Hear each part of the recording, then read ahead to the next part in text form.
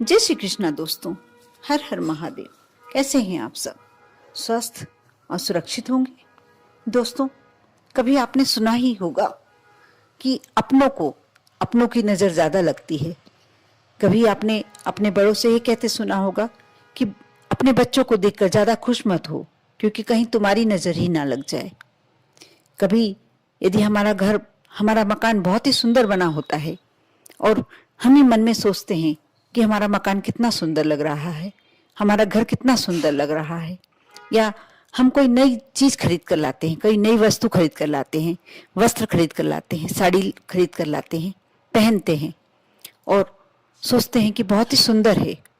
और हो सकता है कि कोई वस्तु है तो उसमें टूट फूट हो जाए, और यदि कोई वस्त्र साड़ी वगैरह खरीद कर लाते हैं, कहीं से फट जाती है या कुछ खराब हो जाती है।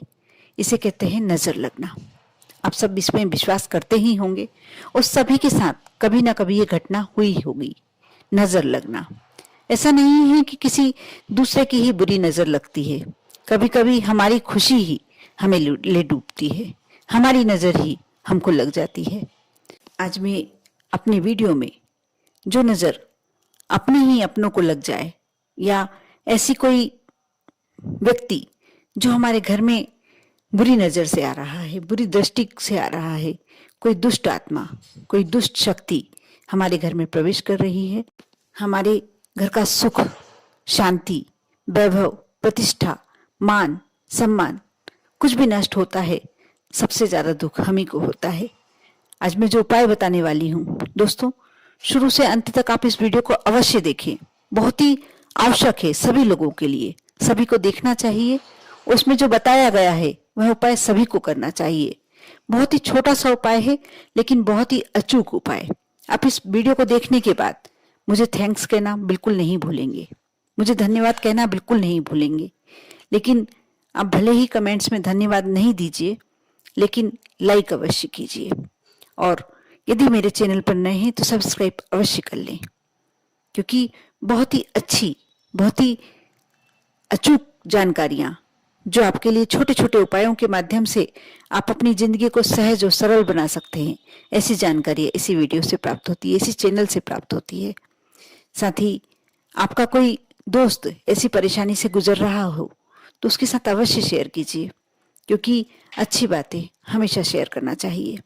अब मैं आपका ज्यादा समय नहीं लेते हुए आपको मैं उपाय बताने जा रही हूँ। आप डोरमेट सभी बिछाते हैं अपने घर में, हम मेन गेट पर भी डालते हैं, हर कमरे के बाहर अधिकतर हम इसलिए डोरमेट डालते हैं। आप समझते होंगे कि डोरमेट क्यों डाला जाता है, बाहर की गंदगी बाहर रह जाए।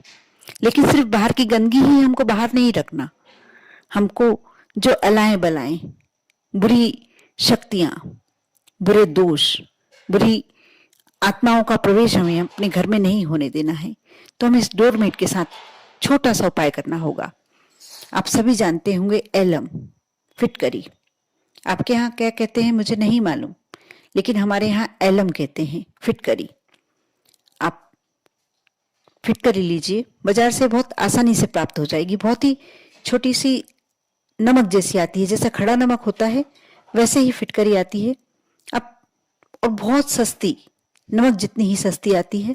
अब फिटकरी बुला लीजिए, उसको घर लाकर उसका चूरा बना लीजिए। वो खड़ी अवस्था में मिलेगी आपको, मतलब डिगला आपको ऐसा मिलेगा, और आप उसको लाकर थोड़ा सा पीस लीजिए।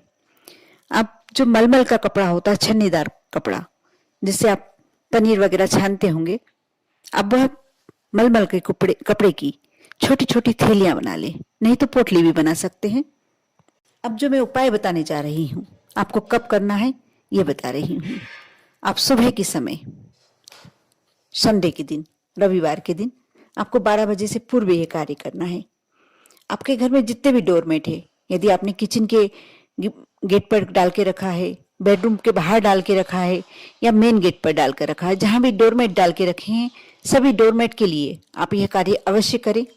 आप देखेंगे आपके घर में एकदम चमत्कारी परिवर्तन होगा।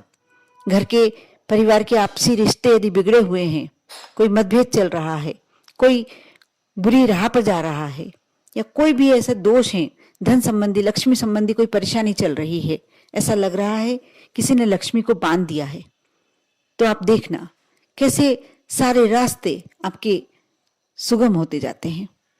आप फिटकरी को पीस लीजिए और जो मलमल का पतला वाला कपड़ा आता है उसमें आपके जितने भी डोरमेट है घर में उसको लेकर और पोटली बना लीजिए। कपड़ा एक रुमाल के साइज का कपड़ा ले लीजिए, बल्कि उससे भी छोटा कपड़ा लगेगा। उसमें 1-1.5 चम्मच करीब पिसी फिटकरी डाल लें आप और उसकी पोटली बना लें। उसे डोरमेट पर किसी भी एक टाँके की सहायता से या टेप की सहायता से नीचे की साइड आप चिपका लें और संडे के दिन आपको 12 बजे के पहले ये कार्य करना है। आप डोरमेट में सभी जितने भी डोरमेट हैं आपके घर में, सभी डोरमेट के नीचे इस फिटकरी को लगा रख लीजिए। पोटलियों को रखकर या तो सेलो टेप से चिपका लें या एक टाँका लगा दें। बस आपको इतना ही करना है।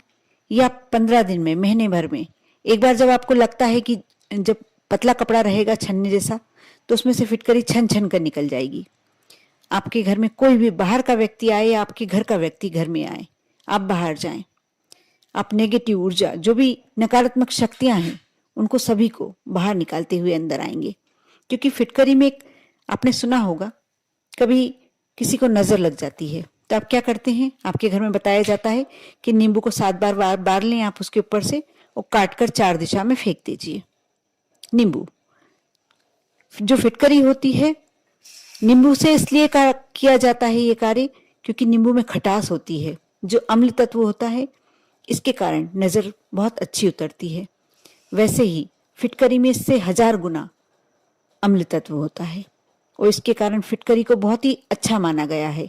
सकारात्मक ऊर्जा के लिए बहुत ही महत्वपूर्ण कार्य करती है ये फिटकरी को। आप यदि इस तरह से पोटली बनाकर यदि आप अपने डोरमेट के नीचे रख लेते हैं, जब भी कोई व्यक्ति आपके घर में आता है या आप भी आते हैं, बाहर की नकारात्मक ऊर्जा उस डोरमेट के सहारे बाहर ही रह जाती है। जो फिटकरी लगी हुई है, आप जब डोरमेट के ऊपर पैर रखते हैं, आप समझ लीजिए आप जितनी भी नकारात्मक शक्तियां बाहर से लेकर आए थे, बाहर की बाहर रह गई, कोई प्रवेश कर ही नहीं सकता।